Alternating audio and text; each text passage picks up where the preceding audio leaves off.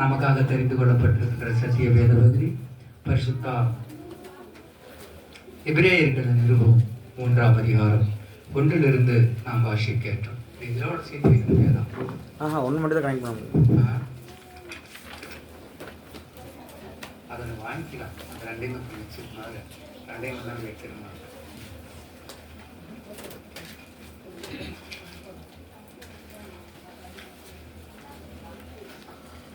ஆண்டவருடைய நாமத்திற்கு மகிமை உண்டாகட்டும். எபிரேயர்கள் நிருபம் 3ஆம் அதிகாரம் 1 பரம அழைப்புக்கு பங்குள்ளவர்களாகியா பரிசுத்த சகோதரரே.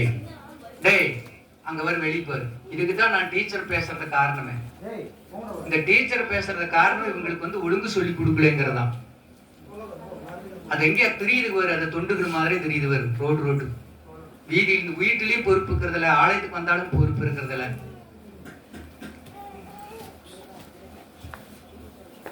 பரம அழைப்புக்கு பங்குள்ளவர்களாகியா பரிசுத்த சகோதரரே. ஆண்டவருடைய அழைப்பு தரங்கெட்டு வாழுகிறவர்களுக்கு அல்ல, தரத்தோடு வாழுகிறவர்களுக்கு தான் தேவனுடைய அழைப்பு உண்டு. யாருக்காம் ஆண்டவருடைய அழைப்பு? யாருக்காம்?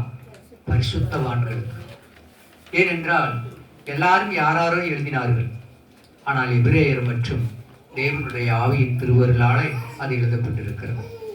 அதில் ஒவ்வொரு வேடும் ஒவ்வொரு வார்த்தையும் அதை கவனமாக நாம் உச்சரிக்க வேண்டும். தாறுமாறாகவோ வாழ்க்கையை எடுத்துக்கொள்ளக்கூடாது, அதை வாசிக்கவும் கூடாது. எபிரேயரை எப்பொழுது நீங்கள் வாசித்தாலும் கவனத்தோடும் ஜாக்கிரதையோடும் எச்சரிக்கையோடும் நாம் வாசிக்க வேண்டும். தேவனுடைய வாயிலிருந்து புறப்பட்டிருக்கிற வார்த்தை. அங்கே சொல்லப்பட்டிருக்கிற முதல் வார்த்தை பரிசுத்தவான்கள். இந்த பரிசுத்தவான்கள் எதற்கு அழைக்கப்படுகிறார்களாம்? பரம அழைப்புக்கு. பரம அழைப்புக்கு அழைக்கப்படுகிறார். எல்லாத்தையும் காணலும் கூடலும் அல்ல, பரிசுத்தவான்களை தேவனுடைய பரம அழைப்புக்கு அழைக்கிறவராயிருக்கிறார். நாம் அறிக்கை பண்ணுகின்ற அப்போஸ்தலரும் பிரதான ஆசாரியருமாயிருக்கிற கிறிஸ்து இயேசுவை கவனித்து பாருங்கள். நாம் ஒவ்வொரு நாளும் அறிக்கை செய்யப்படுகிறோம், ஜெபிக்கின்றோம். எனக்கு அதை செய்யுங்க ஐயா, எனக்கு இதை செய்யுங்க ஐயா. ஆண்டவரை பணிவிடைக்காரனாக்கி நாம் அவருக்கு எஜமானர்களாக மாறிக்கொண்டிருக்கிறோம். நாம் எஜமானர்களாக மாறிக்கொண்டு ஆண்டவரை ஒரு சர்வெண்டாக நாம் வேலை வாங்கி கொண்டு அவரை காவல் காக்க சொல்லி, அவர் பழி வாங்க சொல்லி, நம்மளுடைய கோலத்தனத்துக்கு அவரை பழி வாங்க சொல்லி, இப்படி நாம் அவரை பார்த்து நாம் என்ன செய்து கொண்டிருக்கிறோம்? அவரை ஒரு வேலைக்காரராக நாம் அடியாட்களாக வைத்துக் கொண்டிருக்கிறோம். நாம் அவருக்கு அடிமையாக இருக்கவில்லை. அவருடைய ஆண்டவர் நம்மை அடிமையாக வைத்திருக்கவில்லை. அன்பு நிறைந்தவராக, அருமை குழந்தைகளாக, ஆசீர்வதிக்கப்பட்டவர்களாக, தன் வீட்டுக்கு பங்குள்ளவர்களாக அழைக்கிறார். நாமளோ அவர் எப்படி வைத்துக் கொண்டிருக்கிறோம்? அவர் வேலைக்காரராக. இதோ எனக்கு அவன் சத்துரு தான் தீமை செய்தான், அவனை நீர் போய் சந்தியும் ஆண்டவரே. என் வீட்டை மட்டும் நீர் கூடாரமாக காவல் காத்து கொண்டிரும் ஆண்டவரே. அவனை எல்லாம் பழிவாங்கும் ஆண்டவரே. கர்த்தர் எனக்கு நன்மையை கொண்டு வந்து கொடுத்தார், நன்மையை செய்தார். இப்படித்தான் நம்முடைய ஜபங்களும் நடந்து கொண்டிருக்கிறது. அவர் என்ன செய்கிறார்? இதோ ஆசாரியர்களை முதல் பாருங்கள். இன்றைக்கு நடந்து போவதற்கு கார் வேணும், ஆனால் வாங்கி வைத்துவிட்டு அவங்களுடைய தேவைக்கு அதை பயன்படுத்தி கொண்டிருக்கிறார்கள். அதனுடைய முதலீடு யாருடையது? ஆண்டவருடைய பிள்ளைகள் அவர் மேல வைத்திருக்கின்றார். எவ்வளவோ கடவுளுடைய சமூகத்திற்கு ஒரு பைசா வந்தாலும் அவங்கள் உபரியாக வருவது கிடையாது. கஷ்டத்தினாலே, கஷ்டத்தின் துன்பத்திலே, வேதனையிலே, இல்லாமையிலே அதை ஆண்டவருக்கு எடுத்து வைக்கிறார்கள். அந்த கஷ்டமும் வேதனையும் துன்பமும் நீ இஷ்டத்துக்கு நீ பயன்படுத்தி கொண்டிருந்தால் ஆண்டவர் தாமே அந்த அவர்களுடைய கஷ்டத்தை எல்லாவற்றையும் உனக்கு தந்து விடுவார். ஆண்டவருடைய பிள்ளைகள், கர்த்தருடைய பிள்ளைகள் ஆண்டவருக்கென்று வாழுகின்ற போது தன்னை அவர்கள் ஆண்டவருடைய சமூகத்திற்கு கொடுப்பார்களே என்று பிறருடையதை தாம் புஷிக்க வேண்டும் என்று கனவுளும் நினைக்க மாட்டார்கள். அதனால்தான் அங்க பிதா சொல்லுகிற ஒரு வார்த்தையை நாம் இங்கே பார்க்கிறோம். ஆசாரியர்களை பாருங்கள். அடுத்தது சொல்கிறார், நம்முடைய கிறிஸ்துவை பாருங்கள். உங்களுக்காக அனுப்பப்பட்டு வந்திருக்கின்றார். இதோ என்னுடைய குமாரனாகிய கிறிஸ்துவை நீங்கள் பாருங்கள். என்ன எதற்காக பார்க்க வேண்டுமா? இதோ பிரதான் சகோதரரே, நாம் அறிக்கை பண்ணுகின்ற அப்போஸ்தலரும் பிரதான ஆசாரியமாய் இருக்கிற கிறிஸ்து இயேசுவை கவனித்து பாருங்கள். எதற்கு பார்க்கணும்? எத்தனை துன்பங்கள், இல்லாமைகள், கஷ்டங்கள், அற்புதம் செய்கின்ற ஒரு திரளான ஜனங்கள் ஓடி வந்தார்கள். எனக்கு வேண்டும், உனக்கு வேண்டும், எனக்கு வேண்டும் என்று சொல்லி துன்பம் படும் பொழுது எல்லாரும் கல்லை எறிந்து கொண்டார்கள். துன்பப்படுகின்ற போது எல்லாரும் அவரை சபிக்க ஆரம்பித்தார்கள். துன்பப்படுகின்ற போது கூட்டமாக கூடிக்கொண்டு பேய்களின் தலைவன், பிசாசுகளின் தலைவன் என்றெல்லாம் அவரை தூஷித்தார்கள். கள்ளன் என்றும் பித்தன் என்றும் அவருடைய போஜன பிரியன் என்றும் பேர்சுவைகளின் தலைவன் என்றும் அவரை வாட்டி வதவழைத்தார்கள். நம்மை அவர்கள் தோற்ற வேண்டும், நம்மை அவர்கள் தோற்ற வேண்டும். ஆனாலும் அவரிடத்திலிருந்து ஒன்றையும் பெற்றுக் கொள்ளக்கூடாது. இவருக்கு ஏதாயிலும் கொடுக்க வேண்டும் என்று யோசித்தார்கள். நடந்து வந்தார். களைப்பு தீரா அன்பு பிள்ளைகளோடு பேசிக்கொண்டே கிறிஸ்து உலகத்திற்குள்ளே வந்தார். எம்மாவூருடைய சீசர்கள் ஆண்டவரை சிலுவையில் அறைந்த பொழுது அவருடைய உள்ளம் நொறுக்கி போனது. ஆனால் அவர்கள் பேசிக்கொண்டு வந்த வார்த்தையை அவரோடு இயேசுவும் கூட நடந்து கொண்டே வந்தார். அந்த அன்பு பிள்ளைகளுடைய வார்த்தைகளை கேட்டு அவர் தர்க்கம் பண்ண ஆரம்பித்தார். அவர்களோ அவருக்கு தர்க்கம் செய்கின்ற பொழுது நாம் நேரடியாக அவர்களுக்கு ஆதரவாக பேசிக் கொண்டிருப்போம் என்று நினைப்பார்கள். என் தேவனாகிய கிறிஸ்து உலகத்தில் என்ன செய்தார்? அவரோடு தர்க்கம் பண்ணி கொண்டு வந்தார் என்றால் அவர்களுடைய ஆழத்தை, உள்ளார்ந்த நிலைகளை தேவன் அறிந்தபடியினாலே அவர்கள் கோபத்தோடு பேசிக்கொண்டு வருகும் பொழுது என் இயேசுவும் அவர்களோடு பேசிக்கொண்டு மேலும் மேலும் அவர்கள் கோபத்தை உண்டு பண்ணிக்கொண்டே வந்தார். எதிரடையாய் நாம் ஒன்றை பேசுகின்ற போது நாம் எவ்வளவா காட்டமாக பேசிவிடுவோம் இல்லையா? 2 பேர் சொன்னார்கள், என்னிடத்தில் உள்ளதை உனக்கு நான் தருகிறேன் என்று தேவனுடைய பிள்ளைகள் சொன்னார்கள். அதைத்தான் இயேசுவும் செய்தார். தன்னிடத்தில் உள்ளவைகளை அவரிடத்திலே அவருடைய அன்பை சோதிக்கும் பொருட்டு, அவருடைய ஆழத்தை சோதிக்கும் பொருட்டு, அவருடைய உயரத்தை சோதிக்கும் பொருட்டு தேவன் கிறிஸ்து அவரோடு நடந்து கொண்டு 7-8 மைல் தூரம் நடந்து கொண்டு அவரோடு சம்பாஷணை செய்து கொண்டு வந்தார் என்று நாம் வேதத்திலே பார்க்கின்றோம். தர்க்கம், அவர் தர்க்கம் பேசுகிறார். ஒரு எல்லை இருக்குது இல்லையா? எதற்கும் ஒரு எல்லை இருக்கிறது. ஆனால் அந்த சீடர்கள், எம்மாவூர் சீடர்களுக்கு கோபம் எல்லை மீறி போய்விட்டது. அதற்கு அந்த கோப கனலோடு இயேசுவை பார்த்து சொன்னார்கள், இதோ இஸ்ரவேலில் நடக்கிறவைகளை குறித்து உன் உள்ளம் கொழுந்து விட்டு எரியவில்லையா? உன் உள்ளம் கொழுந்து விட்டு எரியவில்லையா என்று காட்டமாக ஆண்டவரை பற்றி பேசினார்கள். ஆண்டவர் தாமே அவர்களை கூட்டிக் கொண்டு வந்து ஒரு கடலின் மேலே, ஒரு விறகுக்கு மேலே அப்பங்கள் வைக்கப்பட்டு இருக்கிறதை அவர் பார்த்தார்கள். ஆண்டவர் அவர்கள் திடன் கொள்ளும்படிக்கு 7-8 மைல் நடந்து வந்திருக்கிறார். என்னோடு தர்க்கம் செய்து கொண்டு வந்திருக்கிறேன் நான் அவர்களோடு. அவர்கள் திடப்படுத்த வேண்டும் அல்லவா? ஆகவே அந்த கரி நெருப்பின் மேலே வைக்கப்பட்டிருக்கிற அந்த அப்பத்தை எடுத்து அவர்களுக்கு போஜனம் பண்ண கொடுத்து விட்டு அந்த இடத்தை விட்டு மறைந்து போனார். தான் ஆண்டவருடைய அன்புக்கு இணையல்லாம், ஆண்டவருடைய அன்புக்கு இணையல்லாம். அந்த அன்பு அவர் கண்டித்ததை அவர்களுக்கு மேலே கோபத்தை உண்டாக்கி கொண்டே வந்தார். ஆனால் தான் கிறிஸ்து என்று அவர் சொல்லவில்லை. இந்த இஸ்ரவேலில் நடக்கின்ற நிகழ்வுகளை குறித்து உன்னுடைய உள்ளம் கொழுந்து விட்டு எரியவில்லையா என்று அவர்கள் ஒரு கட்டத்திற்கு மேல கோபத்தை கொண்டு வந்து ஆண்டவர் மேலே, கிறிஸ்துவின் மேலே பாய்ச்சார்கள். அவர் அவர்கள் உள்ளத்தை அறிந்திருந்தபடியினாலே அவர்களுக்கு அப்பம் கொடுத்து திடன் கொள்ளும்படிக்கு அப்பம் கொடுத்து மறைந்து போனார். ஆண்டவர் தாமே நம்மை சோதிக்கும் பொருட்டு விளையாடுவர். ஆண்டவருடைய நாமத்தை பார்க்கிறோம். கிறிஸ்து மட்டும் அப்படிப்பட்டவர் அல்ல, பிதாவும் கூட. இதோ தன்னுடைய மனைவி கர்ப்பவதியாய் இருக்கின்றார். அதனுடைய யாக்கோப்பு அவளை அவிடத்தை விட்டு விட்டான். 1,00,000 காளாட்கள், ஆடுகள், வெள்ளாடுகள், குறும்பல் மாடுகள், இதோ செம்மறி ஆடுகள், தன்னுடைய 2 மனைவிகள், 11 குழந்தைகள், இத்தனையும் வழிபோக்கர்கள் அநேகர், அந்த இடத்திலே வேலைக்காரர்கள், இத்தனையும் ஒரு இடத்திலே நிறுத்தி வைத்து விட்டு ஆற்றை கடந்து அப்பாலை போய் ஆண்டவரை பார்த்து அவன் பேசுகிறான். என் குழந்தை வயிற்று புறத்தாச்சு விட்டுட்டு போனா ஊர் என்ன செய்யும்? ஆகவே எல்லாத்தையும் விட்டு விட்டான். 11 குழந்தைகளை விட்டு விட்டான். ஆடுகள், மாடுகள், அங்கே ஒட்டகங்கள், குதிரைகள் லட்சக்கணக்கானது நின்று கொண்டிருக்கிறது. அத்தனையும் விட்டு விட்டான், வெறுத்தான். அதை விட்டு வெளியே ஆற்றை கடந்து யாப்போக்கு என்கின்ற ஆற்றை கடந்து அப்பாலை போனான். அங்கே போய் விடுதளவும் போராடுகிறான் ஆண்டவரோடு. ஒரே ஒரு வார்த்தையை தீர்க்கமாக பிடித்தான். என்னை ஆசீர்வதித்தாலே ஒழிய நான் உன்னை போக விட மாட்டேன் என்றான். ஆண்டவருடைய சமூகத்திற்குள்ளே அவன் ஒரு பிடிவாதத்தை கொண்டிருந்தான். அந்த பிடிவாதத்தை ஆண்டவர் அவனோடு விடியளவும் பேசிக்கொண்டே இருந்தார். என்னுடைய ஆசீர்வதித்தேன் என்று அவர் போகலாம் அல்லவா? போகவில்லை. அவன் விட மறுக்கிறான். கயிறு போட்டா கட்டினான், சணல் நூல் போட்டு கட்டினானா, இல்லை கம்பி போட்டு கட்டி வைத்திருந்தானா? ஆண்டவரே, தேவனுடைய பிள்ளைகளோடு போராடுவதற்கு வழக்காடுவதற்கு கர்த்தருக்கு அவ்வளவு பிரியம். என் தேவாதி தேவன் அக்கினி ஜுவாலையாக இருக்கிற ஒரு மனிதர், அக்கினி ஜுவாலையாக ஜொலித்துக் கொண்டிருக்கிற ஒரு ஒளியானவர். அவர் ஒரு மனித ரூபத்துல யாக்கோப்போடு போராடி கொண்டிருக்கிறார். அவன் ஒரே வார்த்தையில் நின்று விட்டான். நீர் என்னை ஆசீர்வதித்தாலே ஒழிய நான் உன்னை போகவிடேன் என்று ஆண்டவரிடத்தில் ஒரு வைராக்கியத்தை காட்டினான். ஆண்டவரோ அவனோட அன்பு நிறைந்தவராக பேசிக்கொண்டே இருந்தார். கடைசியாக அவர் ஒரு ஒரு அக்னியாஸ்திரத்தை எடுக்கிறார். என்னை விடு, நான் போகிறேன் என்று சொல்லி தொடையை அடித்தார். அந்த அவர் தொடுகின்ற பொழுது அந்த தொடைச்சந்து நரம்பில் இருக்கின்ற நரம்பு, அந்த தொடையில் இருக்கிற நரம்பு சுண்டி இழுத்தது என்று பார்க்கின்றோம்.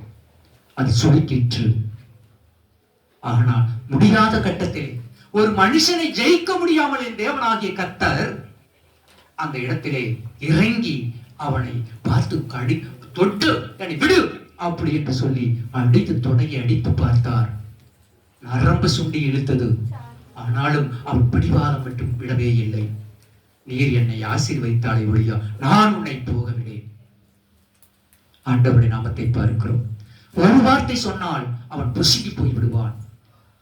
ஆனால் அவனுடைய காலத்தை, உள்ளார்ந்த அன்பை, அவன் ஆண்டவர் மேலே வைத்திருக்கின்ற அதனுடைய பாசத்தை, தேவன் மேலே வைத்திருக்கிற ஒரு வைராக்கியத்தை, அந்த உறுதியை தேவன் தெரிந்தபடியினாலே அவரை அடித்து கூட பார்த்தால் அவன் விடுவதாக இல்லை. ஆண்டவருடைய நாமத்தை பார்க்கிறோம். ஆகவே கடைசி விடுகிறது. அடுத்ததாக அவர் அடித்து பார்த்தால் விடுகிறதாக இல்லை. அவர் பயந்து போனார். காரணம் என்ன? விடிந்து விட்டது. அவன் அதையும் சொல்லுகிறார் யாக்கோப்பு இடத்துல, விடுகிறது, நான் போகிறேன் என்று போகட்டும் என்று சொல் என்று கேட்டார். என்னை ஆசீர்வதித்தாலே ஒழியா நான் உன்னை போகவில்லை. இவன் எம்மாத்திரம் அவனுடைய பாட்டனை சொன்னார். நானும் தூளும் சாம்பலம் உள்ள மனுஷன், அரதேசியும் பரதேசியுமான மனுஷன் என்று சொன்னான். அந்த ஆபிரகாம், அவனுடைய பேரன், இன்றைக்கு ஆண்டவரை கட்டி வைத்துக் கொண்டிருக்கிறான். விடுகிறது, என்னை விடும், நான் போகிறேன் என்று ஆண்டவர் கேட்டார். விட மறுத்து விட்டான். ஆண்டவருடைய அன்பு, கருணை, பாசம் அளவற்றது. கோபக்காரர் ஆண்டவர், பிதாவாகிய கர்த்தர் அக்கினி ஜுவாலையானவர். ஆனால் இரக்கத்துக்கு அவர் முடிவில்லாத ஒரு காருண்யத்தை கொண்டிருந்தார். கடைசியாக அவன் சுண்டி இழுத்த போதிலும் கூட அவன் ஆண்டவரை விடுவதாக இல்லை. அவர் சொன்னார், நான் உன்னை ஆசீர்வதித்தேன், நான் போகட்டும் என்றார். அவனை ஆசீர்வதித்த பின்புதான் ஆண்டவரே போனார் என்று விதத்திலே நாம் பார்க்கின்றோம். அன்பு நிறைந்தவர், காருண்யம் நிறைந்தவர், பாசம் நிறைந்தவர். நம்மளோடு தேவனுக்கு பிரியமாய் இருக்கிறவரிடத்திலே தேவன் பேசுவார், போராட்டம் நடத்துவார், அன்பு பேசுவார், அரவணைப்பார், ஆறுதல் படுத்துவார். கடைசியிலே முடிவில் என்னவா? ஆறுதல் படுத்துவார். எம்மாவூர் சீசர்களுக்கு அப்பத்தை கொடுத்து திடற்கொள்ள அப்பம் தந்து மறைந்து போனார். இவ்வளவு நேரம் பேசிக்கொண்டு வந்தாரே, 8 மணி நேரம். நான் நடக்கும் பாதை செவ்வையான பாதை, இயேசுவும் என்னோடு நடக்கிறாரே. களைப்பின்றி சோர்வின்றி களிப்புடனே பாடி கண்மலையின் தேவனோடு வாழ்ந்திடுவேன். களைப்பின்றி சோர்வின்றி களிப்புடனே பாடி கண்மலையின் தேவனோடு வாழ்ந்திடுவேன். நான் நடக்கும் பாதை செவ்வையான பாதை, இயேசுவும் என்னோடு நடக்கிறாரே. நடந்து வந்தார். 7-8 மைல் தூரம் எம்மாவூர் சீடர்களோடு நடந்து வந்தார். அவர்களோடு நடக்கும் பொழுது சளிப்பு உண்டாகாதபடிக்கு அவர்கள் கோபக்கணலை உருவாக்கி வந்தார். அவர்களுடைய உள்ளம் இயேசுவை காட்டிலும் இவருடைய கிண்டலை எல்லாம் ஏற்றுக்கொள்ளாமல் அது உண்மை என்று நினைத்துக் கொண்டு அவர் மேலே சாடினார்கள். இயேசுவை பார்த்து அவர் கொண்டு வந்து அந்த இடத்திலே அவர்களுக்கு அப்பம் கொடுத்து அப்புறம் திடற்கொள்ள அப்பம் கொடுத்து மறைந்து போனார். முடிவின் போராட்டத்தின் இறுதியிலே வெற்றியை நம்மளுக்கு தருகின்ற தேவனாகிய கர்த்தர் கிறிஸ்து உலகத்திலே வந்தார். அதற்காகத்தான் வந்தார். போராடுகிறான், விடியளவும் போராடுகிறான், பயப்படுகிறான். ஆறு பிதா பயப்படுகிறான், நான் போகட்டும் என்று. அவன் என்ன சொன்னான்? விடுவதாக இல்லை, நான் உம்மை விடுவதாக இல்லை. நீர் என்னை ஆசீர்வதித்தாலே உள்ளையா, நான் உன்னை விடுவதாக இல்லை. யாக்கோபு போராடி வெற்றி கண்டான் ஆண்டவரோடு. ஆண்டவர் வெற்றி கொடுத்தார். ஆண்டவர் இறங்கி போனார். நீ தந்தாள் ஒளியா நான் நம்மை விடேன், உம்மை விடே நம்மை போக விடே. தந்தாள் ஒளியா நான் உம்மை விடேன், உம்மை விடேன் நான் போக விடேன். போராடி ஜெபித்தானே யாக்கோபும் ஆசீர்வதித்தார் தேவனுமே. போராடி ஜெபித்தான் யாக்கோபுமே, ஆசீர்வதித்தார் என் தேவனுமே. ஆண்டவருடைய சமூகத்திற்குள்ளே அவன் போராட்டம். தேவனுடைய மேலே நம்பிக்கை இல்லாமல் யாரும் தேவன் மேல அன்பு வைக்க முடியாது. விசுவாசம் இல்லாமல் தேவனை அப்படி பற்றி கொள்ள முடியாது. அதற்குத்தான் உள்ளார்ந்த ஜெபங்களை கேட்கின்றோம். ஆண்டவர் இன்னார் என்று அறிந்து கொள்ள வேண்டும். அவர் யார்? அவர் யார்? நமக்கு விரோதி அல்ல, அவர் உயர்வானவர் அல்ல, நம்மிலும் தாழ்வானவராய் அவர் நமக்கு வந்து அடிவடியக்கூடியவராய் இருக்கிறார். அதற்கு காரணம் தேவன் மேலே நாம் வைத்திருக்கிற பாசம் மட்டுமல்ல, விசுவாசமும் பரிசுத்தமும் இருந்தால் தேவன் நமக்கு அடிமையாய் நிற்கிறார். அந்த அடிமையின் வாழ்க்கை நாம் அடிமை என்று சொல்லுகிறோம். உன்னை அடிமையாக அவர் தேவன் ஒரு நாளும் அவர் வைத்ததில்லை. அவர் சொல்லுகின்ற வார்த்தை என்ன? இதோ என்னை விசுவாசிக்கிறவன் என்னிலும் பலத்த கிரிகளை அவன் செய்வான். ஆண்டவருக்கு ஒரு லிமிட் கொடுத்துட்டார். நான் இவ்வளவுதான் செய்யும்னு சொல்ல, என்னை காட்டிலும் அதிகமான கிரிகளை அவன் செய்வார் என்று நமக்கு அத்தாடி உறுதி கொடுத்திருக்கிற தேவனாகிய கர்த்தர். பார்த்தீரா எத்தனை கிருபை, எத்தனை தொடர்பு. நம்மை சிறுமிப்படுத்தி பார்க்க வேண்டுமா என்ற தேவன் நம்மை நோக்கி கொண்டிருக்கிறார். நம்மை பெருமைப்படுத்தி பார்க்க வேண்டும், உன் உன்னதத்தில் வைத்து பார்க்க வேண்டும், உன் உயர்வாக வைத்து பார்க்க வேண்டும். இதுதான் ஆண்டவர் நம்மிடத்திலே நம்மை கொண்டிருக்கின்ற ஆதி அனந்தம் ஆண்டவருடைய சமூகம். அதைத்தான் இங்கே எபிரேயர்களை சொல்லுகிறார். பரம அழைப்புக்கு பங்குள்ளவர்கள் யாரா? பரிசுத்தவான்கள். தேவன் தன்னுடைய பரம அழைப்புக்கு அங்கு பங்குள்ளவர்களாக இருக்க வேண்டும். வீட்டில் அப்பா அம்மா சேர்த்து வச்சிருக்கின்ற சொத்துக்கு நம்ம பங்கு கேட்கிறோம் இல்லையா? அது ஒருத்தன் கொஞ்சம் எச்சா எடுத்துட்டானா கூட அவனை பாரு அண்டில் ஒன்றில் பார்த்துறோம். இது இது எல்லாவற்றையும் விட்டு விட்டு நாம் பின்னாடி போக போகின்றோம். எல்லாவற்றையும் விட்டு விட்டு அவர் சுவாசம் அதை வாங்கிக் கொள்ள, அவருடைய சுவாசம் வாங்கிக் கொள்ள நாம் மௌனத்தில் மரணத்தில் வாசம் செய்வோம். அவர் கொடுத்திருக்கின்ற அந்த சுவாசத்தை அவர் வாங்கிக் கொள்ள நாம் ஒன்றுமில்லை. என்ன பேசுறாங்க, ஏது பேசுறாங்க, என்ன பண்றாங்க, எப்படி பண்றாங்க தெரியாது. அந்த காலத்துல 3 குடம் தண்ணியை கொண்டு வந்து ஊத்தி கழுவி மஞ்சளை போட்டு அந்த சரீரத்தை எடுத்து அந்த வாளி எடுத்து கொட்டிட்டு போவாங்க ஆத்துக்கு. இன்னைக்கு ஒரு சொம்பு தண்ணியை கூட எடுத்து அந்த மஞ்சள் தூணி போட்டு அந்த மஞ்சளை கொட்டி இப்படி தெளிக்கிறாங்க. அதனுடைய குழப்பாட்டுதலுக்கு கூட கிடையாது. பிறந்த உடனே அந்த காலை பிடிச்சி தலைகளை தொங்க வச்சுட்டு நம்ம ஊர் குழந்தையை கொண்டு வந்து குழப்பாட்டுவோம். அதை வந்து குளிக்க செய்வாங்க. இன்றைக்கு ஆஸ்பத்திரியில அப்படியே போட்டு கிடக்கு. அதை துணி போட்டு தொடச்சிட்டு பாங்க 1 மாசத்து வரைக்கும். அன்னைக்கையும் துடைக்கிறாங்க, அன்னைக்கு தொடாமையே கொண்டு சேர்த்திடுறாங்க. நம்முடைய ஆண்டவருடைய கடவுளுக்கு பயப்படாத ஒரு ஜீவியங்களை இப்படி நடந்து கொண்டு இருக்கிறது. தேவன் எதற்கு இதை செய்தார், எதற்கு செய்கிறார் அறிய மனமில்லை, ஆட்கள் இல்லை. தேவன் சொல்லுகிறார், நாங்க சிறு வயதாக இருக்கும்போது சம்பா நெல் வைப்பாங்க, நல்லா ஒரு அரை முளத்துக்கு இருக்காரு. குண்டு நெல் வைப்பாங்க 1 முளத்துக்கு இருக்கு. அந்த பில்லு என்ன செய்யும், அது தாங்கவே முடியாது. இந்த சம்பாவும் அந்த குண்டு நெல்லும் படுத்துக்கு அப்படியே அதை அறுத்து அறுத்து ஒரு விளவுண்டு எடுத்தா அந்த அதனுடைய குழையை தூக்க முடியாது. அவ்வளவா கத்தை எவ்வளவு பெருசா இருக்கு, தூக்கிட்டே போக முடியாது. அவ்வளவு பெரிய ஒரு நெற்கள். மக்கள் குறைவு, வளர்ச்சி அதிகம், உபரி அதிகமாக இருக்கிறது, மக்கள் கொஞ்சமாக இருக்கிறார்கள்.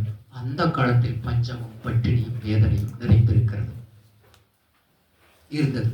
வேதம் சொல்லுகிறது, ஆகார குறைவினால் உண்டாகின்ற பஞ்சம் அல்ல, என் வசனத்தை எங்கும் கேட்டு கிடைக்காத ஒரு பஞ்சத்தை உருவாக்குவேன் என்று சொன்னார். அன்று எழுதி வைக்கப்பட்டிருக்கிற தீர்க்கமான அந்த வார்த்தை இன்றைக்கு நடந்து கொண்டிருக்கிறது. விளைநிலம் எல்லாம் வீடாகிறது, விளைவு கம்மியாக இருக்கிறது, மக்கள் அதிகமாக இருக்கிறார்கள். இன்றைக்கு சாப்பாட்டை எடுத்தா எல்லாம் ஒரு அத்தனை வேஸ்ட் உவரையாகி சர்ப்ளஸ் ஆகி அப்படியே கொட்டுகிறார்கள். யாரும் முழுமையாக சாப்பிடுவது கிடையாது. அன்றைக்கு தேவனுடைய வாக்கு பிரதிபலித்துக் கொண்டிருக்கிறதை பார்க்கின்றோம். அவர் என்ன சொன்னாரோ அது நடந்து கொண்டிருக்கும், நடக்கும். அவர் சொல்லுகிறார், இதோ நான் சீக்கிரமாய் வருகிறேன், நான் பூமியை நியாயத்தோடும் உலகத்தை நியாயத்தோடும் நான் நீதியோடும் நியாயம் விசாரிக்க வருகிறேன். ஆண்டவர் அவர் படைத்திருக்கின்ற பூமியை அவர் அழிக்க மாட்டார். நம்முடைய இருதயத்தை தான் அப்படி சொன்னார், இதோ நான் உனக்குள்ள சீக்கிரமாக வருகிறேன். ஆனால் ஏற்றுக்கொள்ளவில்லை. ஆண்டவருடைய நாமத்தை பார்க்கின்றோம். ஒவ்வொருவரும் நீ போகின்றாயோ அவர் பாருகிறாரோ அது நமக்கு தெரியாது. ஆனால் ஒன்று, தேவனுடைய பிள்ளைகள் நிச்சயத்தை அறிந்திருக்கிறார்கள். 1980 நம்முடைய அந்தியூரில் இதோ நம்முடைய CSIயினுடைய சர்ச்சை திறப்பு விழா கொண்டாடுகிற பொழுது இது வருகையின் தூதன் ஆசிரியர் வந்தார். அவர் வந்து ஒரு வார்த்தை சொன்னார். 85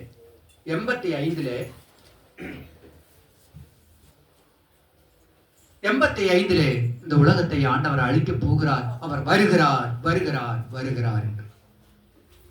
85 போனது. 2000 உலகம் அழியும் என்று அந்த ஜவஹர் சாமுவேலுடைய வார்த்தைகள். அவரும் ஊரெல்லாம் போய் பரப்பிட்டே இருந்தார்.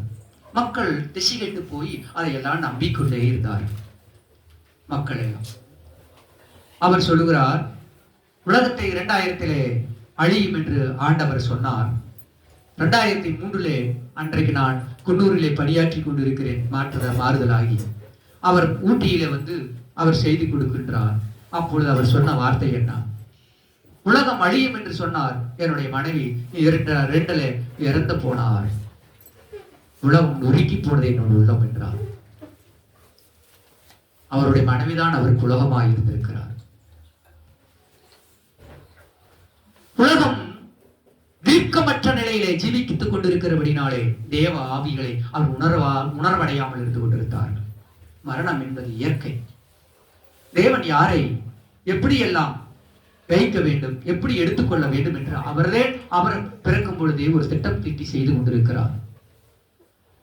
அவர் சொல்லுகிறார், நீ இந்த வழியை போகாதே, அது பாவம் நிறைந்த வழி என்று சொல்லுகிறார்.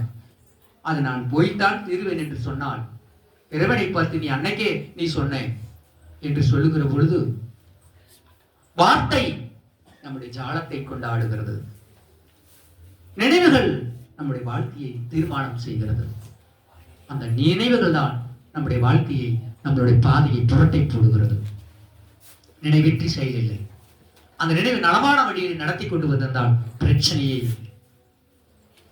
பொய்யாக சத்தியம் கிடைக்காத ஒரு வார்த்தைகளை ஏற்றுக்கொண்டு மனிதனுடைய ஜாலத்தையும் மனிதனுடைய நியாயத்தையும் மனிதனுடைய முகத்தையும் மனிதனுடைய செயல்பாடுகளையும் கொண்டு வாழ்க்கை நடத்தி கொண்டிருக்கிறார். மக்களை நம்பி ஓடுகிறார்கள் தன் ஜீவனை இழப்புக்காக, தன் ஜீவனை இழப்பதற்காக. பரம அழைப்பிற்கு பங்குள்ளவர்களாக பரிசுத்தவான்களை தேவன் அழைத்துக் கொண்டிருக்கிறார். மட்டுமல்ல, அடுத்த வார்த்தையை பார்க்கலாம். மோசே பிரதான ஆசாரியரும் இருக்கின்றார். கிறிஸ்து இயேசுவை கவனித்து பாருங்கள். அவர் என்ன செய்தார்? ஆண்டவர் ஏன் பார்க்க சொன்னாரு? தன்னை ஜீவனை பிறருக்காக கொடுக்கும்படிக்கு வந்தார். அவர்களை பாருங்கள். பரிசுத்த வாழ்க்கை எப்படி வாழணும், எப்படி வாழ முடியும்? ஆண்டவரை நோக்கி பார்க்க வேண்டும். அவர் எப்படி வாழ்ந்தார்? அவரிடத்தில் ஒன்றுமே இல்லை, அவரிடத்தில் எதுவுமே இல்லை. அவர் சொன்னார், வழி பைக்காக எதையாகவும் எடுத்துக்கொண்டு போகாதீர்கள், வஸ்திரத்தையும் எடுத்துக்கொண்டு போகாதீர்கள், உணவுகளையும் எடுத்துக்கொண்டு போகாதீர்கள் என்று சொன்னார். வெறுமையாக போங்கள் ஒரு வீட்டுக்கு, அந்த வீட்டிலே தங்குங்கள். அப்பொழுதுதான் அந்த வீட்டில் என்ன நடந்து கொண்டிருக்கிறது என்று உங்களுக்கு தெரியும், எப்படி இருக்கிறார்கள் என்று உனக்கு தெரியும். ஆகவே அவர்கள் என்ன வாழ்க்கை வாழ்ந்து கொண்டிருக்கிறார்கள் என்று தெரியும். நீ போன உடனே பணத்தை வாங்கி கொண்டு நீ காரிலே வந்து புறப்பட்டு வந்து விட்டால், ஜெபம் செய்கிறேன் என்று ஒரு வார்த்தைகளை சொல்லிவிட்டு நீ ஓடி வந்து விட்டால், தேவனுக்குள் நீ உண்டாகிவிட முடியுமா? தேவனுடைய வார்த்தை. அதனால் அவர்கள் என்ன கற்றுக்கொண்டார்கள், எப்படி நடப்பார்கள்? பெருமையை காட்டி பெருமையோடு போய் கொண்டிருப்பது. ஆண்டவருடைய பிள்ளைகளாயிருக்குன்னா கஷ்டத்தை முதலாவது அண்ணாந்து பார்க்க வேண்டும். அதற்குத்தான் சொன்னார், கிறிஸ்துவை நோக்கி பாருங்கள். நீ பரிசுத்தராய் இருக்க விரும்புமென்றால் இந்த ஆடம்பரத்தை நீ அப்புறப்படுத்தி விடுவாய். நீ பொய்யான மாயை நீ பின்னாக்கி தள்ளி விடுவாய். மெய்யின் ஜீவியத்தையும் இருதயத்திற்குள்ளே கொண்டு வருவாய். தாழ்மையும் இருதயத்திற்குள்ளே நீ அடிவணி வைத்துக் கொண்டிருப்பாய். அதனால்தான் ஆசாரியனை முதலை பார், பின்பு ஆண்டவரை பார். அவர்கள் எப்படி இருக்கிறார்கள் என்று உனக்கு தெரியும். ஜெபமற்ற வாழ்க்கை, ஜெபமில்லாத ஒரு வாழ்க்கை, ஜெபிக்காத ஒரு வாழ்க்கை. ஆண்டவருடைய நினைவாக இருக்கிறோம். கப்பல் கொந்தளித்தது. கர்த்தரும் கடலிலே போய் படுத்துக் கொண்டிருந்தார்.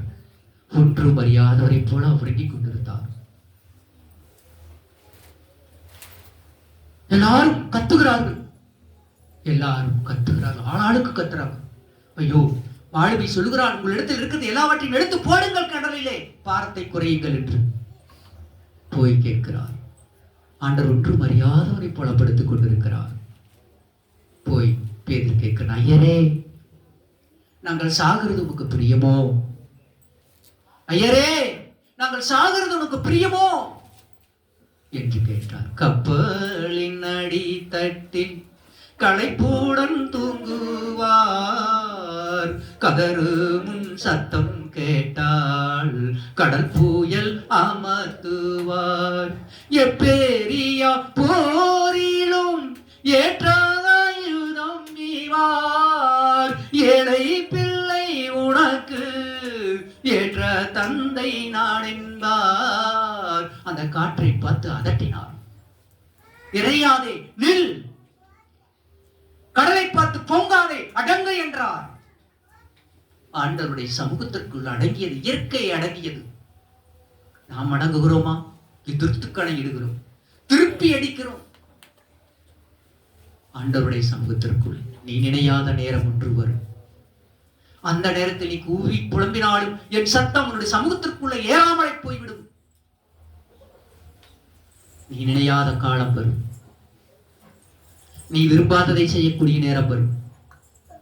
நீ நினைத்து பார்க்க முடியாததை நீ அனுபவிக்க வேண்டியதாக இருக்கும். உன் சிந்தையின் ஓட்டத்தை நீ மறுபரிசீலனை செய். உன்னுடைய எண்ணத்தின் மணி நினைவுகளை எல்லாம் மாற்றி அமைத்துக்கொள். பிரசங்கி எழுதுகிறான், மரமானது தெற்கே விழுந்தாலும் வடக்கே விழுந்தாலும் அது விழுந்த இடத்திலேயே கிடக்கும். நீ எந்த இடத்திலே சாய்கின்றாயோ அந்த இடத்தை விட்டு நீ திரும்பி வர உன்னால் கூடாது. நீ வெட்டப்பட்ட மரம், நீ விழுந்து கிடக்கிறதிலே கிடந்து கிடக்க வேண்டும். நீ எந்த எண்ணத்தோடு ஜீவித்துக் கொண்டிருக்கிற அந்த எண்ணத்தை விட்டு நீ வெளியே வர முடியாது. அதிலேயே நீ ஜீவிக்க வேண்டும், அழிய வேண்டும்தான். வெட்டப்படும் முன்னமே நீ ஜீவனுள்ளவராக இருக்கப்பட வேண்டும். காற்றுக்கு அசைய வேண்டும், கனிகளை கொடுக்க வேண்டும். காற்றை நீ தடுத்து நிறுத்தினால் வேருடன் நீ சாய்வாய். அதற்கு இசைவாக நீ அசைகின்ற பொழுது அந்த காற்று வெளியே போய்விடும். நீ குளிர்ந்த காற்றை உட்கொண்டபடியினாலே இலைகளை நன்றாக கொடுக்க முடியும், பூக்களை அதிகமாக கொடுக்க முடியும். அந்த பூக்கள் இந்த வாசனை இன்னொரு மரத்திற்கு பாய்ந்திருக்கும். அந்த கனிகள் அநேக பறவைகளும் மனிதர்களும் முன்னுபடிக்கும் செழிக்க வைத்துக் கொண்டிருப்பார். நீ எதிர்த்து நின்றால் நீ வேருடன் சாய்வாய். வேருடன் சாயக்கூடியதாக இருக்கும்.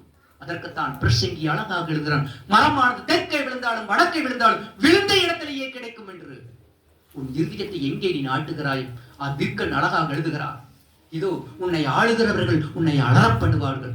உன் இருதயம் யாரை நினைத்துக் கொண்டிருக்கிறதோ அவர்கள் இல்லாமல் போகும்போது உன் உள்ளம் துக்கத்திற்குள்ளே ஆண்டு கொண்டிருக்கும். என் ஜீவனுள்ள தேவனாகிய கர்த்தரையும் இருதயத்தில் நிறுத்திக் கொண்டிருக்கும் பொழுது எதை குறித்தும் நீ கலங்க மாட்டாய், திடனாக நிற்பாய். என்ன ஆண்டவருடைய சமூகத்திற்குள்ளே தூசு அல்ல பறந்திடா, துரும்பு அல்ல ஒடிந்திடா, தூசு அல்ல பறந்திடா, துரும்பு அல்ல ஒடிந்திடா, கண்மலையை அசைத்திடத்தான் பார்க்குதே, பெரு வெள்ளத்தின் சீரல் வந்து மோதுதே மோதுதே, பெருங்காற்றாய் அலைகள் வந்து தாக்குதே தாக்குதே. ஆண்டவருடைய சமூகத்திற்குள்ளே தூசு அல்ல, துரும்பு அல்ல, நீ ஓடிட்டு இருக்கிறதுக்கு அங்க அது ஆட்டாட்டம் ஓடிட்டு இருக்கிறது. தேவனுடைய கண்மலை அக்கினி பிளம்புகள், அக்கினி குஞ்சுகள் நிலைத்து நிற்கக்கூடியதாக இருப்போம். அப்படி இருக்க வேண்டும் என்று சொன்னால் உன் இருதயத்தை உயிருள்ள வரை போதே நீ செழிக்க வைத்துக் கொண்டிருக்க வேண்டும். தேவன் மேல அன்பு வைத்துக் கொண்டிருக்க வேண்டும். நீ விழுந்த இடத்தில் யார் மேல நம்பிக்கை வைத்திருக்கிறாயோ அவர்களை கொடுத்து நீ அவர்கள் உன்னை விட்டு போகும்போது, உன்னை விட்டு தீமைகளை செய்யும் போது, அசுத்தம் பண்ணுகின்ற போது, உன்னை கெடுக்கும் பொழுது நீ அதை விட்டு எழுந்தே வரமாட்டாய். தவறான பாதையை பின்பற்றி வாழ்கின்ற எந்த ஒரு மனுஷனும் செழித்திருக்க முடியாது. என் ஆண்டவர் எல்லாவற்றையும் புதுப்பிக்கக்கூடியவராயிருக்கிறார், எல்லாவற்றையும் புதுப்பிக்கக்கூடியவராயிருக்கிறார். வேதம் சொல்லுகிறது, மோசே தேவனுடைய வீட்டில் எங்கும் உண்மையுள்ளவனாயிருந்தது போல இவரும் தம்மை ஏற்படுத்தினவருக்கு உண்மையுள்ளவராயிருக்கிறார். 6 லட்சம் மக்களை கூட்டிக் கொண்டு வருகிறார் என்று சொன்னால் பொய் பேசி இருப்பாரேயானால் அந்த மக்கள் இவரை பின்பற்றி இருக்க வேண்டிய அவசியம் கிடையாது. ஆண்டவர் அவர்களை நம்பி அவர் கொடுத்திருக்கவும் மாட்டார். எத்தனை துன்பங்கள், எத்தனை வேதனைகள், அத்தனையும் தாங்கிக் கொண்டு கண்மலையில் இருந்து தண்ணீரை புறப்பட வைத்தவர்களுக்கு குடிக்க கொடுத்தார். இதோ அவர்களுக்கு வானத்தின் மன்னாவை இறக்கி அவர்களை புசிக்க கொடுத்தார். இதோ கொல்லிவாய் சர்ப்பங்கள் அவர் தீண்டக்கூடாது இருக்கும்படிக்கு அவர் அதை காத்து வழி நடத்தினார். மேகஸ்தம்பத்தினாலே வழி நடத்தினார், அக்னி ஸ்தம்பத்தினாலே தங்க வைத்தார். இப்படியாக 40 வருடம் அவர்கள் அணிந்திருக்கின்ற செருப்புகள் பழைதாக போகாதபடிக்கு பாதுகாத்துக் கொண்டு வந்திருந்தார். தேவனுடைய வார்த்தையை கேட்டு கேட்டு கேட்டு கேட்டு நடந்தது. இப்படி அதனுடைய பாதைகளுடைய பாதரட்சிகளும் கூட பழைதாகாமல் போகும்படிக்கு பாதுகாத்து வந்த தேவனை அவிசுவாசத்தினாலே அவர்கள் அந்த இடத்திற்குள்ள வரக்கூடாதபடிக்கு அழிந்து போகிறார்கள். பத்தீரா, அணிந்திருக்கின்ற பாதரட்சிகள் அழிந்து போகவில்லை. அப்படி வழிநடத்தி கொண்டு வருகிறார் தேவனாகிய கர்த்தர். அவருடைய இருதயம் மாறுபடவில்லையே. குறை சொல்லிக் கொண்டே இருந்தார்கள், குற்றம் சாட்டிக் கொண்டே இருந்தார்கள், தேவனை பழுது பார்த்துக் கொண்டே இருந்தார்கள், பரீட்சை பார்த்துக் கொண்டே இருந்தார்கள். ஐயோ, நமக்கு நாம் பாடுபடாமல் வேலை செய்யாமல் மன்னாவை கொடுத்தார், காடைகளை கொடுத்தார், இறைச்சிகளை கொடுத்தார், தண்ணீரை கொடுத்தார், நம்மளை பாதுகாத்தார். குளிர் நம்ம மேல வரக்கூடாது என்றும், இரும் வெயில் நம்ம மேல படக்கூடாது என்றும், எப்படியெல்லாம் நம்ம அக்னி ஸ்தம்பத்திலும் மேக ஸ்தம்பத்தில் நம்மளை பாதுகாத்துக் கொண்டு வந்தாரே என்று நினைக்க மறந்து போனார்கள். அவர்கள் விரும்பினது எல்லாம் என்ன? நான் அங்கே எகிப்து தேசத்தில் இருக்கும் பொழுது அவர்கள் நான் பாடுபட்டாயிலும் எங்களுக்கு விருப்பமானதை நாங்கள் சாப்பிட்டுக் கொண்டிருந்தோம், வெள்ளரிக்காய்களையும் கொத்துமல்லிகளையும் நாங்கள் சாப்பிட்டுக் கொண்டிருந்தோம் என்று சொல்லுகிறார்கள். இங்க நோகாம திங்கிறதுனால அவங்களுக்கு அத்தனை திமிர் ஏறி போனது. ஆனாலும் அந்த மக்கள் மேலே அவர் அன்பு வைத்திருந்தார், பாசம் வைத்திருந்தார். மோசே சாந்த குணமுள்ளவனாய் தேவனுடைய வீட்டிலே எங்கும் அங்கே நீதியுள்ளவராக ஜீவித்துக் கொண்டிருந்தார். எல்லா விஷயத்தையும் கொண்டு போய் ஆண்டவரிடத்தில் சொல்லவில்லை. என்னை பார்த்தவர்கள் அழிக்கிறார்கள், என்னை அடித்தார்கள், என்னை இப்படி செய்தார்கள், என்னை அப்படி செய்தார்கள் என்று ஒரு நாளும் அந்த மக்களை குறித்து தேவனிடத்தில் சொல்லவில்லை. மாறாக ஒன்று சொன்னார், நீ சொல்லித்தான் இந்த மக்களை நான் அழைத்துக் கொண்டு வந்தேன். இவர்களை நீர் கொல்லுவீரேயானால் என்னை கொன்றுவிட்டு அவர்களை கொல்லும் என்று சொன்னார். அதற்குத்தான் ஆண்டவருக்கு கிறிஸ்து சொல்லுகிறார், பிதா சொல்லுகின்றார், ஆசாரியர்களை பாருங்கள், அடுத்து கிறிஸ்துவை பாருங்கள், அடுத்து மோசேயை பாருங்கள். தன்னலமற்ற சேவைகளை யார் ஒருவர் செய்கிறார்களோ அவர்களுக்குள்ளே நீங்கள் வாழும் பொழுது நீங்கள் பரிசுத்த வாழ்க்கையிலே அந்த தேவனுடைய ஆலயத்திற்கு பங்குள்ளவர்களாக இருக்கலாம். இந்த உலகத்திற்குள்ளே பங்கு இல்லை, தேவனுடைய சமூகத்திற்குள்ளே நமக்கு பங்கு கிடைக்கும் என்பதைத்தான் அங்கே பிதா சொல்லிக் கொண்டிருக்கிறார். அடுத்த வார்த்தையை பார்க்கலாம். இவரும் தம்மை வீட்டை உண்டு பண்ணினவன் வீட்டை பார்க்கிலும் அதிக கவனத்துக்குரியவனாக இருக்கிறான். அதுபோல மோசேயை பார்க்கிலும் இவர் அதிக மகிமைக்கு பாத்திரவானாக இருக்கிறார். மோசே எல்லாத்தையும் கொண்டு வந்தார், பாதுகாத்து கொண்டு வந்தார். யாருக்காக? தேவனுடைய சத்தத்திற்கு கேட்டு அதன் ஆண்டவருடைய சத்தத்துக்கு பயந்து ஆண்டவரிடத்தில் சேர்க்க வேண்டும் என்பதற்காக இத்தனை துன்பத்தையும் துயரத்தையும் அவர் ஏற்றுக்கொண்டு இங்கே வருகிறார். அந்த மோசே யாருக்காக வந்தார்? பிதாவுக்காக. அப்போ யார் கணம் பெற்றவர்கள்? பிதா இல்லையா? பிதா கணம் பெற்றவர். பிதாவினிடத்தில் சேர்ப்பதற்காகத்தான் இவர்களை கொண்டு வந்தார். ஆனால் அடுத்தது என்ன செய்கிறார் தெரியுமா? அந்த மோசேயை கேவலப்படுத்தினவர்கள் ஒருவரும் அங்கே வரக்கூடாது. மோசேயை வதைத்தவர்கள் ஒருவரும் நான் தான் சொன்னேன் அவர்களை அழைத்துக் கொண்டு வா என்று. நானே அவர்களை வதைப்பேன். அவருடைய பாவங்கள், அவருடைய வார்த்தைகள், அவருடைய செயல்பாடுகள் அவர்களை கொல்லும். யாரும் தொடர வேண்டியதில்லை. வேதம் சொல்லப்பட்டிருக்கிறதை நாம் அங்கே பார்க்கிறோம். இந்த வார்த்தைகள் எல்லாம் நீங்கள் பைபிள் ட்ரீல் படிக்கும் போது ஒவ்வொன்றாக அதில் வந்து கொண்டிருக்கும். ஆதாரம் நான் கொடுக்கல. ஆதாரம் எங்க இருக்கு? நீங்க பைபிள் ட்ரீல் கிடைக்கும், அதில் கிடைக்கும் பாருங்க இந்த ஆதாரம் எல்லாம். ஆண்டவருடைய வழிகளை பாருங்கள், கர்த்தருடைய வழிகளை பாருங்கள். பிதா மகிமைக்குரியவர். ஆனால் யார் பிதா மகிமைக்குரியவரை தன் மகிமையை தான் ஏற்றுக்கொள்ளவில்லை. யாருக்காக சின்னப்பட்டார்களோ, யாருக்காக உத்தரப்பட்டார்களோ, யாருக்காக வேலைப்பட்டார்களோ அவர்கள் என்னிலும் அவர்கள் மேன்மையானவர்கள், அவர்களுக்காக என்னுடைய நீதியை நான் கொடுப்பேன் என்று சொல்கிறார். ஆண்டவருக்காக உழைத்தவர்கள் யாரும் தரித்திரானதில்லை. ஆண்டவருக்காக உழைத்தவர்கள் யாரும் சோடை போனதில்லை. ஆண்டவரை நம்பினவர்கள் யாரும் வீணாய் போனதில்லை. அப்படி சோடை போய் வீணாய் போய் இருக்கிறோம் என்றால் இன்னும் நீ பரலோகத்தின் தேவனை தரிசிக்கவில்லை, ஆவியானவரை பெற்றிருக்கவில்லை, உத்தமத்திற்குள் வாழவில்லை, கர்வத்திலும் எண்ணத்திலும் ஜீவித்துக் கொண்டிருக்கிறபடினாலே இன்னும் நாளுக்கு நாள் நாளுக்கு நாள் நாளுக்கு நாள் பாதாளத்தை நோக்கி இறங்கிக் கொண்டே இருக்கின்றார். வேதம் சொல்லுகிறார். ஆகவே ஏனெனில் எந்த வீடும் ஒருவனால் உண்டாக்கப்படும், எல்லாவற்றையும் உண்டு பண்ணினவர் தேவனே. எல்லா மனிதர்களும் நம்மளை எல்லாமே உண்டு பண்ணினவர் ஆண்டவர் மட்டுமே. அந்த வீடு என்பது கண்ணினால் கட்டப்பட்டிருக்கிற வீடுகள்லாம் எவருடைய இருதயத்திலே தேவன் நிலைத்திருக்கிறாரோ அவர் அந்த வீடுதான் ஆண்டவராலே உண்டாக்கப்பட்டிருக்கிறது. யாருடைய இருதயத்திற்குள் தேவன் இல்லையோ அங்கே ஆண்டவர் இல்லை. எந்த மேனி உனது திரு கோவில் அல்லவா, நீ வந்திருந்து தங்குகின்ற ஆலயம் அல்லோ.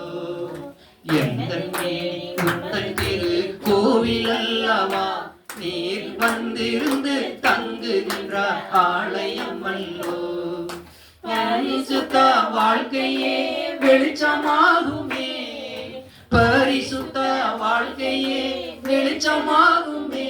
அங்கே தேவ திரு மைந்த கூடி தொழுதிடுவாரே, அங்கே தேவ திரு மைந்த கூடி தொழுதிடுவாரே. ஆண்டவர் தாமே நாம கற்ற கோயில்ல வீட்டில் இல்ல, நம்முடைய இருதயங்களிலே ஆளுகை செய்கிற தேவனாகிய கர்த்தர்.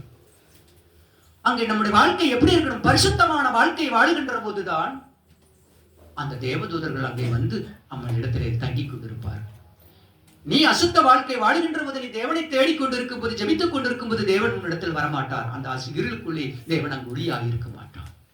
நம்முடைய பரிசுத்த வாழ்க்கையை வெளிச்சமாகுமே அங்கே தேவ திரு மைந்தர்கள் கூடி தொழுதிடுவார்கள்.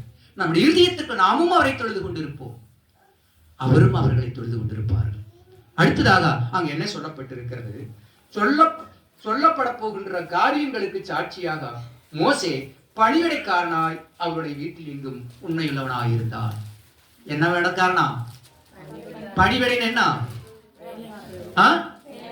வேலைக்காரனாக இருந்தான். என் ஆண்டவருக்கு வேலை அவன் கொடுக்கல, அவன் வேலைக்காரனாக இருந்தான். தேவனுடைய பிள்ளைகள் நாம் எல்லாருமே சொகுசு பல்கு வந்துட்டு இருக்கிறோம். ஆண்டவருடைய ஆலயத்துக்கு வந்து எந்த வேலையும் ஒரு துரும்பு கூட கிள்ளி அப்படி போடுறது கிடையாது. நமக்கு டைம் 8 மணினா 8 மணிக்கு 5 பெல் அடிச்சிரு, 8:30க்கு ஆராதனை ஆரம்பமாகி 3 பெல் அடிப்பாங்க. நாம் எத்தனை மணிக்கு வர?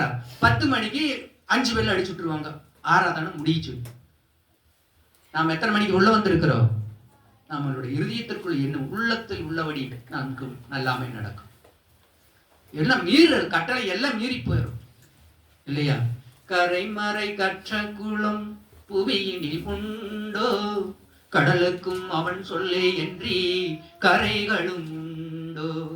கரைமத கற்ற குளம் புவியினில் உண்டோ, கடலுக்கும் அவன் சொல்லே என்றி கரைகளும் உண்டோ.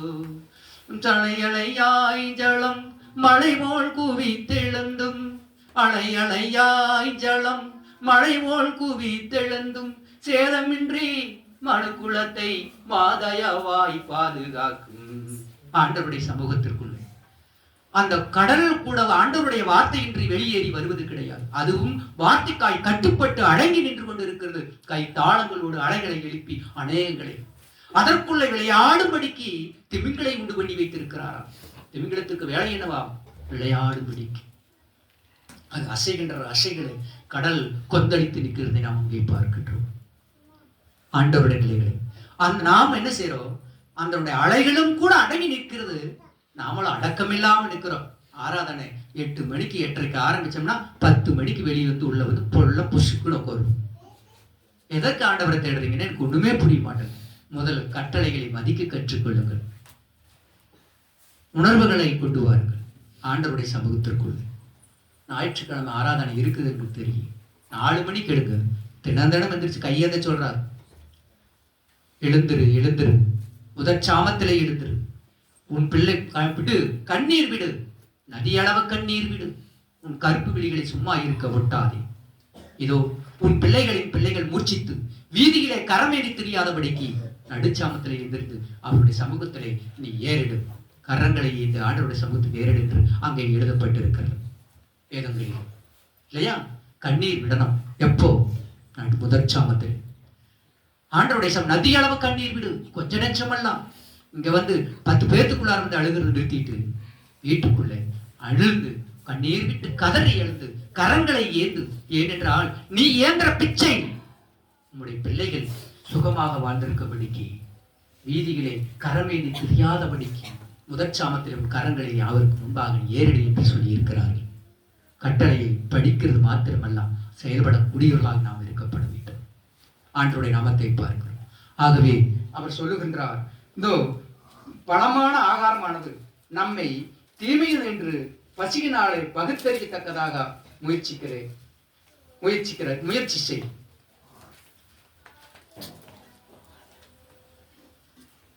மூன்றாம் அதிகாரம் தானே வாசிக்கலாம். ஏனெனில் எந்த வீடும் ஒருவனால் உண்டாக்கப்படும், எல்லாவற்றையும் உண்டு பண்ணினவன் தேவன். சொல்லப்பட போகிற காரியங்களுக்கு சாட்சியாக மோசே பணிவிடைக்காரனாய் அவருடைய வீட்டில் எங்கும் உண்மையுள்ளவனாய் இருந்தான். கிறிஸ்துவோ அவருடைய வீட்டுக்கு மேற்பட்டவரான குமாரனாக உண்மையுள்ளவராய் இருக்கிறார். நம்பிக்கையினாலே உண்டாகும் தைரியத்தையும் மேன்மை பாராட்டலையும் முடிவு பரியந்த உறுதியை பற்றி கொண்டிருப்போமாகில் நாமே அவருடைய வீடாய் இருப்போம். என்னமா? நம்மளுடைய விசுவாசமும் நம்பிக்கையும் கொஞ்ச நேரம் இருந்துட்டு நமக்கு நன்மை கொடுத்தா மட்டும்தான் ஆண்டவரை நேசிக்கிறது. இல்லை என்றால் ஆண்டவரை நம்ம வந்து படாத பாடுபடுத்திட்டு இருப்போம், இல்லையா? நம்மளுடைய ஆண்டவருடைய சமூகத்திற்குள்ள யோபினுடைய வாழ்க்கைகளை நம்முடைய வாழ்க்கையிலே கடைபிடித்து பாருங்கள். எந்த நேரத்திலும் நம்முடைய நாவிலிருந்து புறப்படக்கூடிய வார்த்தைகள் பரிசுத்தமானதாக இருக்கும், புண்படக்கூடியதாக இருக்காது. அப்போ நாம் ஆண்டவருடைய வீடா இருப்போம் என்று சொன்னால், பரிசுத்த வாழ்க்கையை நாம் வாழ்ந்து கொண்டிருக்கும் பொழுதும், பரிசுத்த காரியங்களை நாம் பேசுகின்ற போதும், செய்கின்ற போதும், கட்டளைகளை மீறாமல் நடந்து கொள்கின்ற போதும் அவருக்கு நாம் வீடா இருப்போம். அடுத்ததாக சொல்கிறார், உங்கள் பிதாக்கள் என்னை சோதித்து என்னை பரீட்சை பார்த்து 40 வருஷ காலம் என் கிரிகளை கண்டார்கள். நமக்கு முன்னோர்கள் எத்தனை வருஷம் தாங்களா பரீட்சை பார்த்தார்கள்? என்னை பரீட்சை பார்த்தார்கள், நான் சோதிச்சாங்க. ஆண்டவர் சோதித்து பார்த்தார்கள். 40 வருஷம் ஆண்டவரை பரீட்சை பார்த்தார்கள். அவர்கள் என்ன செய்தார்களாம்? கிரிகளை கண்டார்கள். ஆதலால் நான் அந்த சந்ததியை ஆரோசித்து பிடுங்கி மயிலை பிடுங்கி சேரங்க ஒட்டிச்சு போனா கொன்றுவோம், இல்லையா? உன்னை பிடிச்சி நம்ம ஒன்று கசக்கி துன்பப்படுத்தி வாங்கிறது அது எவ்வளவு அசிங்கரமா இருக்கு. ஒரு நிறைய இடத்துல இருக்கு, ஒரு தாயின் இடத்துல தந்தையின் இடத்துல கேட்கும்போது அவங்களுக்கு அவங்களுடைய கஷ்டம் புரியாம அதை கொடு இதை கொடுன்னு கேட்பாங்க. அப்ப இவங்களுடைய விருப்பத்தை நிறைவேற்றதுக்கு அவங்க எங்கேயாவது கடன் பிடிங்கி துன்பப்பட்டு கொண்டு அது இருந்தாலும் கொடுப்பாங்க. நீ ஒரு நாள் சந்தோஷத்திற்காக அவங்க பெற்றிருக்கிற அந்த கடன் அவங்க முடிவு வரைக்கும் அவங்க துன்பப்பட வேண்டியதாக இருக்கும். அது அந்த பிள்ளைகளை நாம் ஆபத்திலே கொண்டு போய் நிலைநிறுத்துகிறோம். பெற்றவர்களுடைய துன்பமும் துயரமும் அவங்களுக்கு தெரியாம நாம நடந்துட்டா அந்த பிள்ளை கடைசியில துன்பத்துக்குள்ள போய் நின்றுப்பாங்க. நம்முடைய கஷ்டத்தை எடுக்கணும். எங்க அம்மா விட்டு நான் கேட்பேன், 5 பைசா கூட இங்கே வாங்குறது எனக்கு வேணும், இல்லாட்டி நான் ஸ்கூலுக்கு போக மாட்டேன். சரி நீ புறப்படு, நான் போய் யாருக்கிட்டையாவது கடன் வாங்கிட்டு வரேன். எத்தனை பைசாவுக்கு? 5 பைசாவுக்கு கடன் வாங்கிட்டு வரேன். சரின்ட்டு அம்மா வாங்கிட்டு வருங்க, ஒரு நம்பிக்கையான உத்தரவாதம் கொடுக்கப்பட்டிருக்கிறது. நீ புறப்படு, நான் போய் கடன் வாங்கிட்டு வந்து உனக்கு தர்றேன் அப்படின்னு. அந்த 5 பைசா கொடுக்கும்போது அந்த அதாவது பொய்யோ மெய்யோ, ஆனா அதுல ஒரு பாயிண்ட் இருக்கு. என்ன பாயிண்ட்னா, இந்த 5 பைசாவுக்கு நான் கடன் வாங்கிட்டு வந்து வட்டிக்கு 5 பைசா வாங்கி 10 பைசா அவங்களுக்கு கொண்டு விசால கிழமைக்குள்ளேயே கொண்டு போய் கொடுத்தாங்க. கொடுக்கலன்னா எண்ணெய் பிடிச்சி கொண்டு வந்து கட்டி வச்சிருவாங்க அப்படின்னு சொல்லி அந்த 5 பைசா கொடுப்பாங்க. நாம் என்ன செய்வோம், ஐயோ அம்மாவை பிடிச்சி கட்டி வச்சிருவாங்க 5 பைசா கொடுக்கலனா அப்படின்னு ஆத்து பள்ளத்தில் போய் குப்பைகளை சேர்த்தி அதை விற்று அவன் 10 கூட 15 கூட ஆச்சுன்னா எங்கள் மாமன் கூட சொல்லுவேன், இளங்கோ அவனோட அப்பா கிட்ட, மாமா நீ வச்சுக்கோ எனக்கு 10 பைசா கூட அப்படின்னு.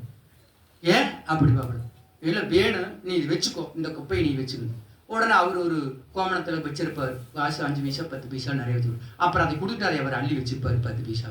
இந்தாமா 10 பைசா, நீ எங்கே வாங்கினது, யாருக்குள்ள திருடிட்டு வந்தால் யார் உனக்கு கொடுத்தாங்க. அடுத்த கண்டிஷன், இல்லைம்மா நான் குப்பை சேர்த்துனேன், அந்த மாமனை கொடுத்துட்டேன், அவர் வாங்கிட்டாரு அதனால காசு கொடுத்தாரு, நீ வேணா போய் கேட்டுக்குங்க, அண்ணனை போய் கேட்டுக்க. ஏனென்றால் அம்மாவை கட்டி வச்சிருவாங்க. அந்த ஒரு நிகழ்வு நாம் வெளியே போய் எங்கேயும் திரியக்கூடாது, அதுக்கு அவங்களுடைய அந்த காரியத்தை செயல்படுத்த வேண்டும். சிக்க வைக்கக்கூடாது பெற்றோரை. அந்த நிகழ்வுகளை பார்க்கின்றோம் நாம். அவங்க சொன்னது இப்போ உய்யா இருக்கலாம், கொஞ்ச நேரம் விளையாட போனா, கொஞ்ச நேரம் விளையாட்டு வந்தா இன்னார் கதவு நம்ம உள்ள போகாதபடி கட்டளை வாசப்படி ஓட்டுப்படுத்து பார்ப்பேன், நிலவு போட்டு போட்டு வழியோடு நான் உள்ள போகணும். நீ முதல்ல எங்கே போயிட்டு வந்த வரைக்கும், இங்கேயும் போகலாமா, இங்கேதான் இருந்த நீ இன்ன வரைக்கும் அங்கே என்ன பண்ண, விளக்கு வச்சாச்செல்லாம் இன்ன வரைக்கும் நீ என்ன பண்ண, இங்கே அதுக்கு எல்லா வேலையும் பண்ணிட்டு தான் போவோம். ஸ்கூல்லேருந்து வந்து எல்லாம் போட்டு கம்பெல்லாம் குத்தி போட்டு குழம்பெல்லாம் வச்சுட்டு தான் போ விளையாட போவோம். எத்தனை வருஷம் அதெல்லாம் 8 வயசுக்கு 9வது படிக்கிறதுக்குள்ளே இதெல்லாம் நடக்குது. 14 வருஷத்துல எத்தனை கூட வேலை நடந்துட்டு இருக்கு. அப்போ இனிமேலும் நான் போக மாட்டேன்னு சொல்லிட்டு இந்த கல்லை முழுங்கும். ஒரு கல் வேற இருந்துட்டு இருக்கு அந்த இடத்துல, இந்த கல்லை முழுங்கு, நான் அப்பதான் உனக்கு உள்ள விடுவேன் எப்படி பார்ப்பேன். இன்னைக்கு ஒரு நாளைக்கு விட்டுறாமா, நான் நாளையிலிருந்து போக மாட்டேன், இந்த கல்லை நான் இனிமேல் நான் போனா எனக்கு முழிக்க, நீ இன்னைக்கு முழுங்கியதா வரும். அந்த கல்லை முழுங்க சொல்லுவாப்புல. அந்த கல்லை எடுத்து வச்சுட்டு அழுதிட்டே உட்காந்துட்டு இருக்கணும். அப்பா கொஞ்ச நேரம் கழிச்சு தூங்குற மாதிரி நடிப்பார். அப்புறம் உள்ள விட்டு கட்டில் கட்டி ஊந்து உள்ள விட்டு. ஏனென்றால் அடுத்த நாள் வெளியே போக முடியாது. ஐயோ அம்மா பேசுவாப்புல. அம்மா இந்த கண்டிஷன் தான் இன்றைக்கு எத்தனையோ நிலைகளிலே படிப்புகளை ஆண்டவருடைய சமூகத்தில் பெற்றேன், வேலைகளை பெற்று வேண்டாம் வேண்டாம்னு போட்டு 2 வேலையை முடிச்சு போட்டு 3வது வேலையை போய் அமர்ந்தேன். ஆண்டவருடைய நிலைகளை, ஆண்டவருடைய சமூகத்துக்கு நம் பிள்ளைகளை வளர்த்துகின்ற விதங்கள், அந்த கண்டிப்பும் கரிசனையும் அவர்களுக்கு பொய் பேசுற மாதிரி இருக்கும். பொய் பேசுற மாதிரி தான் இருக்கும். ஒரு நாள் பூட்டை பொறுக்கிறதுக்கு போறாப்புல, தண்ணியில் இறங்கித்தான் போகணும் ஆத்துக்குள்ளார். தண்ணி வந்து அந்த கருங்கல்னாவும் பயமா இருக்கு, அந்த இடத்துல பேய் உட்காந்துட்டு இருக்குதும்பாங்க. அது வந்து இடுப்பு வரைக்கும் தண்ணி போயிட்டு இருக்கு. நான் போய் அம்மா காசு கொடு, எனக்கு பள்ளிக்கூடத்தை காசு வேணும் பாருங்க. அவங்க வந்து அதனுடைய ஜெகநாதபுரி எப்போ அங்கே வச்சிருப்பாங்க, ஃபர்ஸ்ட் அவருடைய கல்லறை தான் அங்கே இருக்கு. அந்த கல்லறையிலேயே அந்த பெரியப்பாவோட கல்லறையில அங்கே அவத்த கொட்ட போய் எங்கள் அம்மா நீட்டாப்புல போயிட்டு இருக்கிறப்ப நான் போய் சீலை பிடிச்சி இழுத்திட்டு இருக்கிற, காசு கொடுத்தா தான் போகணும் அப்படின்னு. காசு இல்லைங்கன்னு அவங்களுக்கு தெரியும், நமக்கு தெரியுமா? ஆனால் இன்னைக்கு கொடுத்தாகணும் பரிச்சுக்கு, இன்னைக்கு 10 பைசா கொடுத்தாகணும். கொடுத்தா தான் பரிச்சு 10 பைசா தான் நிற்கலாம். 4 நாளுக்குள்ளே தான் நின்றுக்கு, அதுக்கு மேலே போகாது. ஆகவே அதை பிடிச்சி நாம் சீலையை பிடிச்சி இழக்க விட மாட்டோங்க. அங்கே போனால் காட்டுக்காரன் அந்த இப்போ வாட்டா எந்நேரம்னாலும் போகலாம்னு இல்லை. இப்போ கஸ்தூரி போனாலும் யாரும் வேணாலும் ஒன்றும் சொல்கிறதில்லை. அப்படி அந்த டைமுக்குள்ளே போகணும். பனித்தண்ணி இறங்குறதுக்கு முன்னாடி காட்டுக்குள்ளே உள்ள போய் சேர்ந்துடும். அன்னைக்கு அன்றையுடைய காலகட்டம் அது. அப்போ நாம் விட மாட்டேங்கிறோம். அவங்க கிட்ட காசு இல்லை. அப்புறம் நான் அந்த கதவை மேலே வச்சுட்டு வந்திருக்கிறேன், அதை போய் எடுத்துட்டு நீ பள்ளிக்கூடத்துக்கு 10 பைசா கட்டிட்டு அதில் இன்னொரு 20 பைசா அன்னைக்கு தாமரை போட்டது இருக்கு, அதை 10 பைசா கொண்டுட்டு பத்திரமா கொண்டு வரணும். அதுதான் செலவு பண்ணுறது காசு அப்படிங்கிறப்ப இதை நம்ம என்ன சொல்ல முடியும்? உண்மையின்னு சொல்ல முடியுமா, பொய்ன்னு சொல்ல முடியுமா? உடனே என்ன செய்யற, நான் இன்னும் 5 பைசாக்கு முட்டாய் வாங்கிப்பேன் அப்படின்னு சொல்லிட்டு வேதவங்க தண்ணியில் இறங்கி அத்தனை தண்ணி, அந்த இடுப்பு தண்ணி இருக்கு, அதில் குதிச்சு ஓடிச்சு ஓடியாந்து உள்ள வந்து பார்த்தா கதவையெல்லாம் சுற்றி சுற்றி பார்க்குறாங்க. அந்த அடுப்பு கதவையெல்லாம் 1 பைசாவும் இல்லை. அங்கிருந்து மறுபடியும் ஓடியாந்து பார்த்தா ஆள் இல்லை. ஏன்னா அவங்க பேசுகிற பொய் அவங்களுடைய துன்பத்தினுடைய விளிம்பு, எல்லாமையினுடைய விளிம்பு. நாமளும் பள்ளிக்கூடத்தில் கடை கட்டியாகணும், ஸ்கூலுக்கு பரிச்சு கட்டியாகணும். நம்மளுடைய நிலை இப்படி. இதெல்லாம் ஒவ்வொரு நாளும் அவங்களுடைய சொற்கள் எல்லாம் நமக்கு அமிர்தமாக இருந்தது. யோசிக்க யோசிக்க எழுதின பாடலே, கடந்த வந்த பாறையை கண்டு நான் கலங்குகிறேன், இன்றைக்கு கிருமிதனை நினைத்து நினைத்து நேத்தவும் நான் உண்மை துதிக்கிறேன். ஆண்டவருடைய சமூகத்திற்குள்ள. துன்பத்தின் வழியாக நடந்து இன்னும் நான் உம்மை கிட்டிச் சேருவேன் என்று அங்கே பாடுகிறான் பக்தன். துன்பத்தின் வழியாக நடந்து இன்னும் நான் உண்மை கிட்டிச் சேருவேன். ஆண்டவருடைய பிள்ளைகளாக இருக்கிற நாம் துன்பமும் துயரமும் நமக்கு இருக்கிறது நம்முடைய பிள்ளைகள் படக்கூடாது. எல்லார் வீட்லையும் போய் குழம்பு வாங்கிட்டு வருவாப்புல. நாம நம்மளுடைய ஆறு வீட்லையும் மாமு வீட்டு போய் சாப்பிடுவோம், இல்லாட்டி எங்க பெரியாத்தா வீட்டுக்கு போய் சாப்பிடுவோம். வேற யார் வீட்டுக்கும் போக மாட்டோம். என் காளிக்காப்பிட்டு இருந்தாலும் இடையில வந்து பிடிச்சிப்பேன், பாவாய்ப்பிட்டு வந்து பிடிச்சி கூட்டிட்டு போவாங்க. கண்ட வீட்லையெல்லாம் போய் வாங்கிட்டீங்கிறானேன்னு பேசுவாங்க. உடனே நீ போறிய அப்படின்னா, நான் நாளைக்கு சாவரவோ, எது வேணாலும் நான் செத்து போனா போச்சாது, நீ நாளைக்கு பொழைக்கிறத 4 பேர் உன்னை ஒண்ணு சொல்லினாங்களா, அது உனக்குத்தான கேவலம். கர்த்தருடைய வார்த்தைகளிலே பெற்றோருடைய வார்த்தைகளை ஏற்றுக்கொண்டு நலமானவைகளை பெற்றுக்கொண்டு வழிநடத்தினபடி நாளை இன்றைக்கு வரைக்கும் அதோடு ஒப்பிட்டு பார்த்து கொண்டே இருக்கிறோம். தேவனோடு ஒப்பிட்டுக் கொண்டிருக்கிறோம். அதைத்தான் இங்கே பார்க்கின்றோம். இதோ பரிசுத்த ஆவியானவர் சொல்லுகிறபடியே இன்று அவருடைய சத்தத்தை கேட்பீர்களாகி, வனாந்தரத்திலே கோபம் மூட்டின போதும் சோதனைகளிலும் நடந்தது போல உங்கள் இருதயங்களை கடினப்படுத்தாதிருங்கள். பத்திரா, அவங்கள் சோதனைகளை அவர்களை பேசுறது காரணம் என்ன? இருதயத்தின் கடினம். ஆண்டவரை பரீட்சை பார்த்தது என்ன? இருதயத்தின் கடினம். இந்த கடினத்தினால்தான் எல்லா வேதனைகளையும் நாம் வாங்கிக் கொள்கிறோம். இதோ அங்கே உங்கள் பிதாக்கள் என்னை சோதித்து என்னை பரீட்சை பார்த்து 40 வருஷங்களும் என் கிரிகளை கண்டார்கள். ஆதலால் நான் அந்த சந்ததியை ஆலோசித்து அவர்கள் எப்பொழுதும் வழுவி போகிற இருதயமுள்ள ஜனம் என்றும், சாதாரணம் அல்ல, நினைச்சு நிற்கிறவை எனக்கு அப்படி சொல்லவே மாட்டாங்க. அந்த எப்போதும் இவர்கள் வழிவிலகி போகிறவர்கள், வழிவின் என்ன? நிலைத்து நிற்காமல் கீழே விழுந்து போகிறவர்கள். அவர் தான் ஆண்டவர் பேசுவாங்க, ஆண்டவர் சோதிப்பாங்க, ஆண்டவர் தேவையில்லாத எல்லாம் பேசிட்டு இருப்பாங்க. எப்போதும் ஒரு நாளைக்கல்ல, நாளைக்கல்ல, நாளானைக்கல்ல, நேற்றல்ல, எப்போதும் வழிவிலகி போகின்ற சந்ததி. பத்தியா, வழிவிலகி போகிற இருதயம் உள்ள ஜனம் என்றும், வழிவிலகி போகின்ற இருதயம், தேவனுக்குள்ள நிலைத்து நிற்காதவர்கள், இவர்கள் ஆதாயத்துக்காக தேவனை தேடினவர்கள். ஆகவே எல்லா வார்த்தைகளும் அங்க ஜாலமா வந்துட்டு. ஆனால் மோசேயை போல ஒரு ஊழியும் பரிசு நம்மளுடைய பங்கு, பரலோகத்துக்கு பங்கு எப்படி இருக்கணுமா? எத்தனை வந்தாலும் ஆண்டவருடைய சமூகத்திற்குள்ளே நாம் அதை எல்லாவற்றையும் தாங்கிக் கொண்டு ஆண்டவருடைய நாமத்தையே பின்பற்றி நாம் வாழுகின்றவர்கள் தான் பரலோகத்திற்குள் பங்குள்ளவர்களாக இருக்க முடியும். அதைத்தான் இங்கே சொல்கிறார். இதை சாதாரணமா சொல்லிட்டு நினைக்கிற இத்தனையும் அங்க பரலோகத்துக்கு பங்கு வேணுங்கிறதுக்காகத்தான். என்ன? ஆண்டவருடைய சமூகம். அடுத்ததாக வழி இப்போது இறுதியுள்ள ஜனம் என்றும் என்னுடைய வழிகளை அறியாதவர்கள் என்றும். ஆண்டவருடைய வழிகளை அறிந்திருந்தா அவங்க என்னைக்கு வழி விலகி போக மாட்டாங்க, பேச மாட்டாங்க, திட்ட மாட்டாங்க, ஆண்டவர் தூசிக்க மாட்டாங்க. அவர்கள் ஆண்டவருடைய வழி என்னவென்றா அறியாத ஜனம் என்று, என்னுடைய இளைப்பாறுதலில் அவர்கள் பிரவேசிப்பதில்லை என்று என்னுடைய கோபத்திலே ஆணையிட்டேன் என்றார். அவர் கோபத்தை உண்டு பண்ணினால்தான் என்னுடைய இளைப்பாறு, என்னுடைய பரலோகத்துக்கு பங்கும் இல்லை, அவங்க வந்து சேர முடியாது. இளைப்பாறுதல் ஆண்டவர் கோபப்படுத்தலாமா? கோபத்தை நீ செய்யற காரியத்தினால அந்த கோபமே வருது. ஆகவே என்னுடைய ஆலயத்துல, என்னுடைய பரலோகத்திலே பிரவேசிப்பதில்லை என்று ஆணையிட்டேன். சகோதரரே, ஜீவனுள்ள தேவனை விட்டு விலகி கேடுவானா அவிசுவாசம் உள்ள பொல்லாத இருதயம் உங்களில் ஒருவனுக்கும் இராதபடிக்கு நீங்கள் எச்சரிக்கையாக இருங்கள். இருதயம்தான் எல்லாவற்றுக்கும் கேடு உண்டாக்கும்.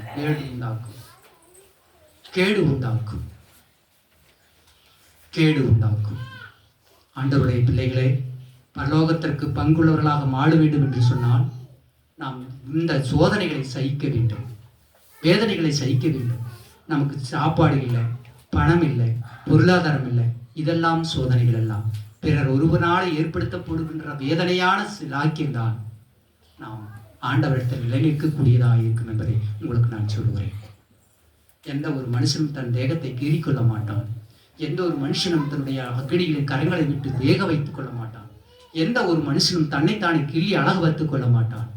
அதுவல்ல, பிறராலை எவற்றை எல்லாம் சகித்து நாம் வாழ்ந்து கொண்டிருக்கிறோமோ, அதிலிருந்து நாம் எப்படி ஆண்டவருடைய சமூகத்தை நாம் அப்படி சரியாக நடந்து கொண்டிருக்கிறோமோ, வாழ்ந்து கொண்டிருக்கிறோமோ, அவர்கள் அந்த பரலோகத்திற்கு பங்குள்ளவர்கள், பங்காளிகள். பரலோகத்தை அடையவர்கள் இப்படிப்பட்டவர்கள். கர்த்தருடைய நாமத்திற்கு மகிமை உண்டாகட்டும். தேவன் தாமின் திருவார்த்தைகளை ஆசீர்வதிப்பாராக. வேண்டாத ஏதாவது வார்த்தைகள் வந்திருந்தாலும் கர்த்தரதை பொறுத்தருவாராக. கர்த்தருடைய நாமத்திற்கு மகிமை உண்டாகட்டும். ஜெபத்திற்குள்ளே